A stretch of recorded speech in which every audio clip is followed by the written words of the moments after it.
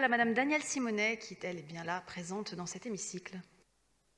Oui, Madame la Présidente, je souhaite que soit notifié au procès-verbal de la séance que je souhaite m'inscrire sur les délibérations DVD 2, DVD 35, DVD 45, DVD 55, DVD 71, SG 36, DP 17, DF 55, DPE 21, DVD 54, DVD 72, DVD 82, PP 78, DPE 21.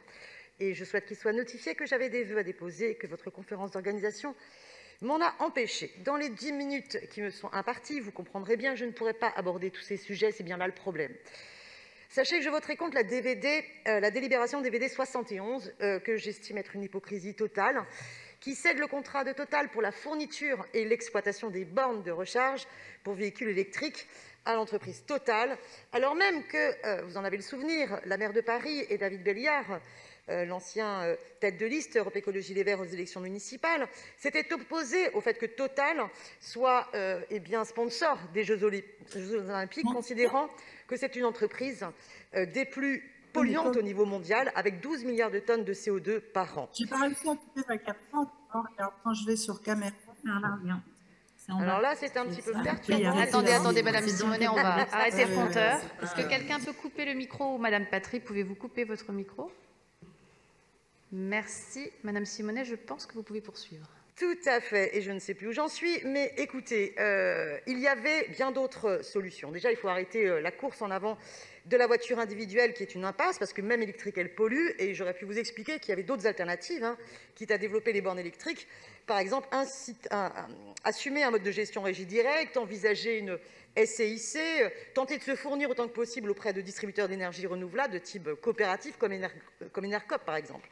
J'aurais aimé aussi m'entretenir sur le rapport annuel sur le prix et la qualité des services publics de prévention et de gestion des déchets. J'en aurais pas le temps. Je salue les grévistes de ce matin. Je pense qu'il faut retourner à une régie directe pour la propreté. Je signale que j'ai fait un amendement que je ne pourrais pas présenter afin qu'un inventaire soit réalisé. Le dernier date de 1990. Allez-y, présentez-le. C'est prévu dans votre temps de parole. Vous avez de quoi présenter votre amendement. Allez-y. Eh bien non, puisque vous m'avez expliqué que les 2 minutes, à ce moment-là, si elles sont dépassées, seraient prises sur les commissions d'après, ce qui est totalement inacceptable. Donc, il me semble qu'il est essentiel d'avoir un inventaire réalisé avec les moyens matériels, humains existants, les besoins réels des usagers, une communication de l'ensemble des budgets alloués aux entreprises privées, plans, garages, pour pouvoir savoir exactement où nous en sommes. Et sachez que la collecte cédée au privé coûte 115 € de plus la tonne par rapport au public. Alors, je n'aurai plus le temps de parler de l'enjeu de remunicipaliser le stationnement, y compris la verbalisation de la collecte des déchets. Alors, vous imaginez que sur la police municipale contre laquelle je suis, encore moins.